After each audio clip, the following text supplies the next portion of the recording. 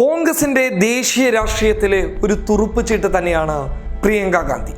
ഇന്ദിരാഗാന്ധിയുടെ പ്രതിച്ഛായക്കപ്പുറത്ത് പ്രവർത്തന മികവും പ്രിയങ്കയിലുണ്ട് എന്നുള്ളത് തന്നെയാണ് ഇപ്പോൾ ഉത്തർപ്രദേശ് വ്യക്തമാക്കുന്നത്. കിഴക്കൻ ഉത്തർപ്രദേശിന്റെ ചുമതല മാത്രമാണ് പ്രിയങ്ക ഗാന്ധിക്ക് നൽകിയിട്ടുള്ളതെങ്കിലും കിഴക്കൻ ഉത്തർപ്രദേശിന് പുറമെ മറ്റുള്ള ഉത്തർപ്രദേശിന്റെ മേഖലകളിൽ പ്രിയങ്ക തരംഗം ആഞ്ഞടിക്കുകയാണ്. അതായത് ഏൽപ്പിച്ച ജോലിക്കപ്പുറത്ത് വലിയ ഒരു തരംഗം ഉത്തർപ്രദേശിൽ മൊത്തമായി ഉണ്ടാക്കാൻ പ്രിയങ്ക ഗാന്ധിക്ക് സാധിച്ചു എന്നുള്ളത് തന്നെയാണ് കോൺഗ്രസിന്റെ ഏറ്റവും വലിയ നേട്ടം. പടിഞ്ഞാറൻ മേഖലയുടെ ചുമതല വഹിക്കുന്ന ജ്യോതിരാദിത്യ സിന്ധ്യയ്ക്ക് പ്രവർത്തനങ്ങളും പ്രചരണ പരിപാടികളും വളരെ എളുപ്പമാക്കി കൊടുത്തിരിക്കുകയാണ് പ്രിയങ്ക എന്ന് വേണമെങ്കിൽ പോലും പറയാം. അതായത് പ്രിയങ്കയുടെ ഉത്തർപ്രദേശിലേക്കുള്ള കടന്നുവരവ് വലിയ സ്വാധീനം തന്നെയാണ് കോൺഗ്രസിന് ഉണ്ടാക്കിയിരിക്കുന്നത്. മുസ്ലിങ്ങൾക്കിടയിലും അതുപോലെ തന്നെ ബ്രാഹ്മണ ജാട്ട് മുന്നോക്ക വിഭാഗക്കാർക്കും വലിയ ഒരു പിന്തുണ കോൺഗ്രസിന് നൽകാൻ വേണ്ടിയിട്ട് അവർ തയ്യാറായി മുന്നോട്ട് വന്നിട്ടുണ്ട് എന്നുള്ളത് തന്നെയാണ് ലഭിക്കുന്ന വിവരങ്ങൾ. മുന്നോക്ക വിഭാഗക്കാരുടെ വോട്ടുകൾ, ജാട്ട് വിഭാഗക്കാരുടെ വോട്ടുകൾ, മുസ്ലിങ്ങളുടെ വോട്ടുകളൊക്കെ കോൺഗ്രസിലേക്ക് വന്നുകൂടുന്ന ഒരു വലിയ സാഹചര്യം കാണുമ്പോൾ വലിയ മാറ്റങ്ങൾ കോൺഗ്രസിന് ഉത്തർപ്രദേശിൽ ഉണ്ടാക്കാൻ സാധിക്കുമെന്നുള്ള കണക്കുകൂട്ടലുകൾ പുറത്തു വരുന്നുണ്ട്. ഇത് വലിയ നേട്ടമാണ് കോൺഗ്രസിന് ഉത്തർപ്രദേശിൽ നൽകിയിരിക്കുന്നത്. മാത്രമല്ല വാരണാസിയിൽ വരെ മോദിയുടെ വാരണാസിയിൽ വരെ പ്രിയങ്ക തരംഗം സൃഷ്ടിക്കുന്നു. യോഗിയുടെ ഗോരഖ്പൂരിൽ പ്രിയങ്ക തരംഗം സൃഷ്ടിക്കുന്നു.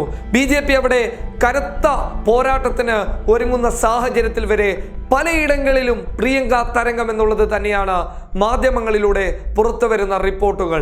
അതായത് പ്രിയങ്കയിലൂടെ കിഴക്കൻ ഉത്തർപ്രദേശാണ് ലക്ഷ്യം വെച്ചതെങ്കിലും പ്രിയങ്കയിലൂടെ ഉത്തർപ്രദേശ് തന്നെ കോൺഗ്രസിലേക്ക് കടന്നു വരുന്ന ഒരു സാഹചര്യം കാണാൻ വേണ്ടി സാധിക്കുന്നു.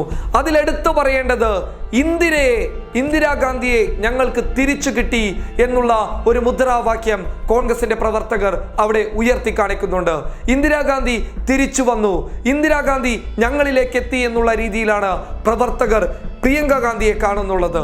പ്രിയങ്ക ഗാന്ധി ഇന്ദിരാഗാന്ധിയുടെ അതേ പ്രവർത്തന മികവ് തന്നെ കാണിക്കുന്നുണ്ട് എന്നും ദേശീയ നേതൃത്വം വിലയിരുത്തുമ്പോൾ വെല്ലുവിളി ഉയർത്തുന്നത് 42 ലോക്സഭാ മണ്ഡലങ്ങൾ അടങ്ങുന്ന കിഴക്കൻ ഉത്തർപ്രദേശിൽ 2 മണ്ഡലങ്ങൾ BJPയുടെ കോട്ടകൾ തന്നെയാണ്. അതായത് വാരണാസിയും ഗോരഖ്പൂരും അടങ്ങുന്ന 2 മണ്ഡലങ്ങൾ BJPയുടെ കോട്ടകളായിരുന്നു. എന്നാൽ ഗോരഖ്പൂരിൽ ചെറിയ മാറ്റങ്ങൾ സംഭവിച്ചിരുന്നു ഉപതെരഞ്ഞെടുപ്പ് സമയത്ത്.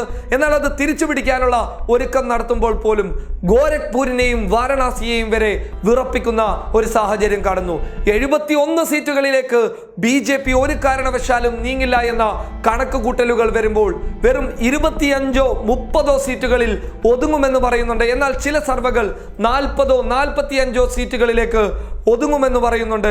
എന്നാൽ പോലും 30-35 സീറ്റുകളിലേക്ക് ഒതുങ്ങിപ്പോകുമെന്നുള്ള കണക്ക് കൂട്ടലുകൾ തന്നെയാണ് പല സർവേകളും മുന്നിലോട്ട് വെക്കുന്നുള്ളത്. എന്നാൽ ചില സർവേകൾ 20-25ലേക്കും ഒതുങ്ങിപ്പോകുമെന്ന് പറയുന്നുണ്ട്.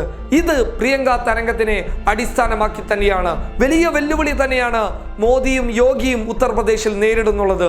ജ്യോതിരാദിത്യ സിന്ധ്യ പടിഞ്ഞാറ് ഭാഗത്ത് നിവർന്നു നിൽക്കുമ്പോൾ മറുഭാഗത്ത് കിഴക്കൻ മേഖലയിൽ പ്രിയങ്ക ഗാന്ധി തരംഗം സൃഷ്ടിക്കുമ്പോൾ നിർദ്ദേശങ്ങളുമായി രാഹുൽ ഗാന്ധി മുന്നിൽ നിന്ന് പടനയിക്കുമ്പോൾ ഉത്തർപ്രദേശിൽ ഒരു രക്ഷയുമില്ലാത്ത അവസ്ഥയിലാണ് BJP ഉള്ളത്. News desk public Kerala.